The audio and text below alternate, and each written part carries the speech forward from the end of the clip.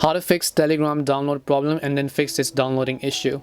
Hello everyone, welcome back to our channel, The Solution Guy. In today's video I will show you how you can fix Telegram's download problem and then fix the downloading issue on the Telegram app. So just make sure to watch the video till the end. Now of course, let's say that someone sent you a specific media on Telegram, or maybe you're trying to download the Telegram app in and of itself, you're not being able to do so. First of all, just make sure that your internet connection is reliable. So if you're trying to download it, just try to download it from YouTube and any other else, and then see if that fixes the issue, and check if your net is working just fine. If that is not the cause, then what you can try to do is open up Telegram, and then let's say someone actually sent you a specific photo or a video, right?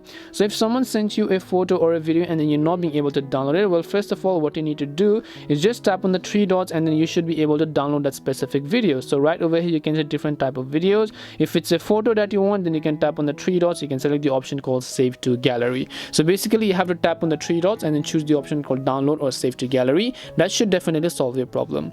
If it doesn't, then in that case what you can try to do is just long press on the Telegram app icon over here. Once you long press on it, tap on the I button, and then once you tap on the I button, go to storage and then clear cache, go to manage storage again, and then here again find the option called clear cache and then see if that solved your problem.